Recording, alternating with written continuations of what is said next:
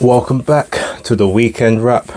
No production, just my thoughts. So as always, please like and subscribe, share with a friend, a colleague, a relative, an associate, an enemy, any and all in between. It's appreciated. Quick one today. In terms of main events, I had a stinker this weekend. Of the four main events that were touted, obviously I got two right. I got two wrong. The two I got wrong were, one of them was a spectacular L. The other one, still a pretty big one. And then the two that I got right, methods I got wrong. But yeah, very briefly going to kind of go through a few fights that took place over the weekend. So obviously, first off, we've got to start with Lukasz Rozanski versus Lawrence Okolie. Now, I initially was saying if Lawrence can get past the first 5 rounds, then he can take Lukasz Rozanski out towards the back half of the fight. But I had an issue wondering whether he'd be able to do that with, a lot of his clinch game that he likes to employ, being in Poland, being in front of such a partisan crowd, not being allowed to get away with anything and basically having no advantages on his side. And I just felt that Rozanski might just try to come in and swarm him and overwhelm him to the point where he basically gets taken out in about the 4th or the 5th round. Well, it went totally the opposite way. Now, Lukasz Rozanski chose for some reason not to try and basically collapse that pocket immediately. He actually tried to jab his way in, which is bread and butter for Lawrence Okolie. When he's got time to think, got time to maintain range, got time to sort of line up his distance and time you or as you're coming into the kill box, that's where he excels.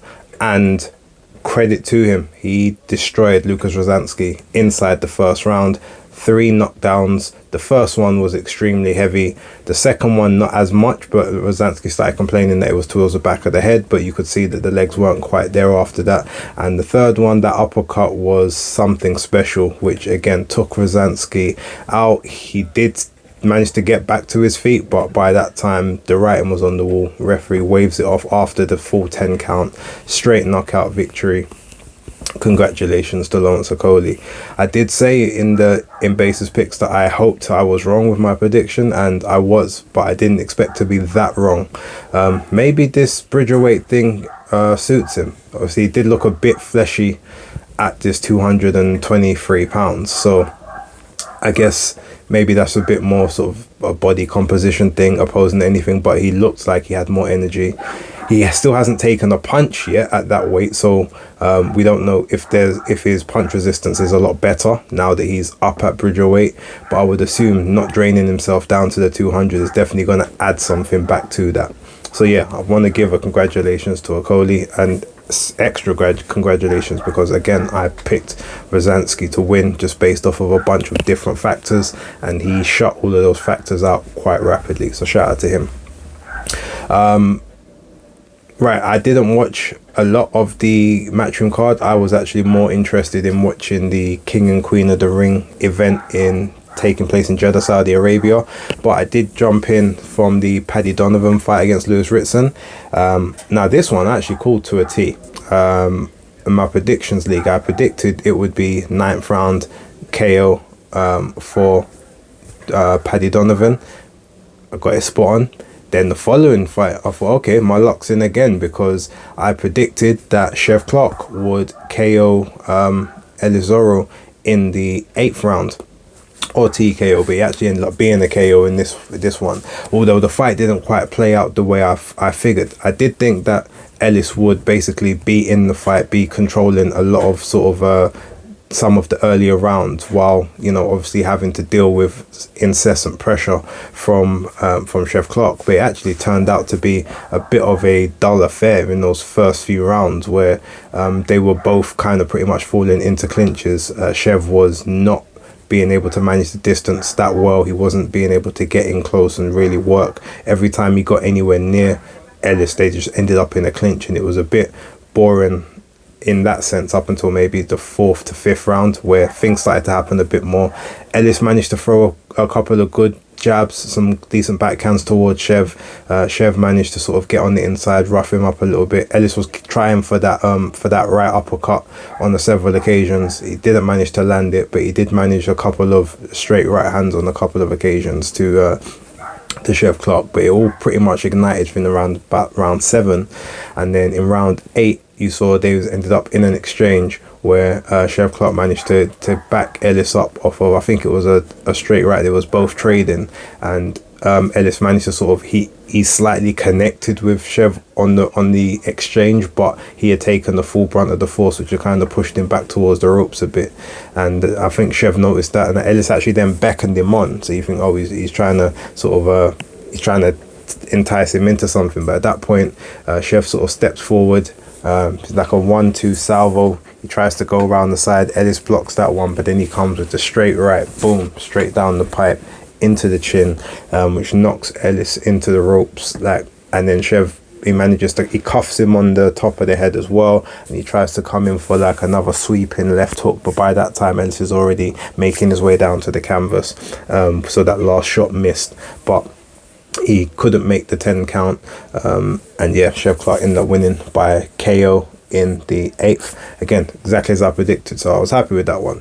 Now, moving to the main event of that card, Josh Taylor and Jack Catterall. Now, I predicted Josh Taylor would get a split decision victory again. I thought it would be close, but I felt like he would do more in this fight to sort of make it a lot more. It'll still be a controversial thing, but I felt like he would do better in this fight than he did in the first. I actually don't think he did. I think he actually performed a little bit better in the first fight, even though he got the point taken off and got the knockdown. I felt he actually won a lot more rounds in the first fight than he did in this one. I had this fight scored 111-117 to Jack Catterall. You've got people saying, oh, it could have been a draw, it could have... No, I'm sorry. Like, Josh Taylor did well in the middle rounds. After sort of round 6, he did well to sort of to keep the pressure up on Jack Catterall. He was staying in his face, but basically every time that he got into range and got into a really good position, he just wouldn't let his hands go until he was right in front of Jack, and then he maybe might land one body shot here or there, but then he would get countered and Jack would move off. So while he was constantly pushing the pace and pushing the action, and obviously I guess pushing Catterall around the ring to an extent, Catterall was still coming back landing with clean shots. So it was just a case where, even though Josh is obviously he's trying to affect the flow of the fight, he's just not producing enough good quality shots, whether they're body shots, head shots. And a lot of the times when the two of them ended up in exchanges, Catterall ended up getting the better of those exchanges. Even though Josh Taylor was landing some really good shots, he was just getting caught on the return, and a lot of the time it looked as if he was the one that was basically he was the one that was being affected more by the shots. So look, the weight drain looks like it's a problem for him. I can't see him doing this again at 140. I say they run it back. I would, if the two of them run it back, I'd like them to run it back at maybe 143, 144, or even go to the full 147 limit. Whether they, I wouldn't necessarily say they got to do it next, but I definitely think that it needs to, because now it's technically 1-on-1. Maybe you do the trilogy fight just to settle it once and for all. But the rounds I gave to Jack Catterall was round 1, round 2, round 4, 5, 6, round 8, 9. Wait, no, sorry. 6. Then I gave him 9, 10, 11 and 12. Yeah, so I had it one, like I said, 111, 117. I had it 9 rounds to 3. I only gave Josh Taylor the 3rd round, the 6th and the 7th, I think it was, or the 7th and the 8th. I'm trying to think. And that was the 7th and the 8th I gave him. Yeah. So while there was a lot of competitive rounds, there were some rounds that, there was a couple of rounds where they were swing-ish, and they were close in terms of who you could give it to, but ultimately, like I said, Catterall was just doing that just bit better work or landing the significant punches. Even if in some of those rounds Josh may have actually have landed more like the more impactful, the more clean shots, the effective shots, the ones that you saw, the ones that you noticed, the ones that was actually taking something out of the opponent, where a lot of them was coming from Jack Catterall. So yeah, like I said, I had it 9 rounds to 3. You know, I could possibly see maybe an 8-4. Absolute, I couldn't see 5 rounds to give to Josh Taylor. There's maybe an argument for an additional round in there, 4th round, but for most people, most scorecards I've seen have corroborated my card. I think the only other ones I've possibly seen is maybe 115, 113, or 113, 115, sorry. And even that, to me, I just can't see 5 rounds for Josh. He did, like I said, he did well. He did much better in the second half of the fight than he did in the first, but he just wasn't letting his hands go when he was in range. And those hesitations was allowing Jack Catterall to either to change trajectory, to move, to maneuver, to push Josh Taylor into uncomfortable positions, or to be able to brace for maybe a big shot to then be able to come back with his own salvos. So that's kind of how I had it scored. Feel free to leave yours down below. It's funny, actually, I had someone on Twitter, I'm not going to mention them because for some reason they always seem to want to, you know, mention my tweets, yet I've got no real time for them. I don't really like when I hear them on other people's shows. I just ignore them, but for some reason they always seem to want to mention me. But they had said to me, oh, how much is Matchroom and DAZN paying you for that scorecard, or something along those lines. So obviously, me having to respond back, I just basically said, well, clearly not enough, because I predicted that Josh Taylor would win the fight. So ultimately, if I've made a prediction, so why would I then give a very favourable card to Jack Catterall if I've predicted and ultimately then would want Josh Taylor to win the fight to make my prediction correct? See, some people don't really work in logic. You know, they just want to write something just so they can be seen. Yeah, I'm just going to leave that one there. I haven't really got time to be slating anyone, but do better. That's all I'll say about that. And the fact that 2 of the judges had the exact same scorecard as me, I feel vindicated. The 116, 113 one's interesting. Obviously, that means that they gave, one of them gave Josh an additional round, and then there was they gave 2 draw rounds in there. I've got the scorecard, but I haven't actually looked at it properly to see who it was. But I know that Mark Bates was the one that I had the exact same scorecard as, same rounds and everything. So, yeah. Moving on, I haven't watched the Top Rank card, but again, my predictions there, I did predict that Arslanbek Makhmudov would beat Rajkovnu, or I think his name is, in 2 rounds. I predicted inside 2 rounds, and yep, he got the stoppage, he got the knockout in the 2nd round.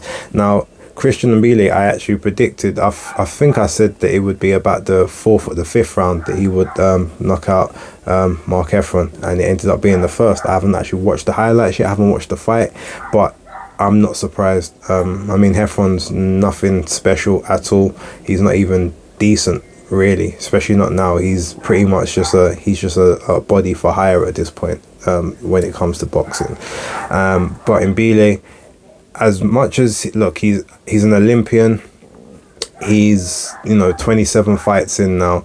It's time to take those proper tests. Apparently they want him to fight Sergey Derevyanchenko next. Even that, as much as I like Derevyanchenko, I'm like, you should be fighting better, or at least not fighting faded guys at this point. Derevyanchenko is kind of faded at this point. You need to be fighting proper other top 10 like legit guys, from actual 168, not people that have moved up. So again, I need to stress, Kevin Lilisajo has to be his opponent. You have to put him in there with him, or a Jaime Munguia, a Caleb Plant.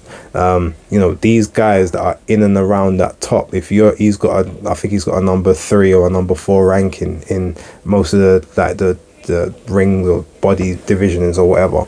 Like, make him earn it. Make him go in there with someone that's in that sort of top 5, top 6, top 7, and let's see what he's got. And Edgar Berlanga would be one. Put him in there against Diego Pacheco. Like, make that a sort of a crunch, sort of a crunch match for both of them. Just get him those fights that we can see 100% what he's made of, and not just these knockover jobs that he's gonna be able to just overpower and outwhelm and overmatch.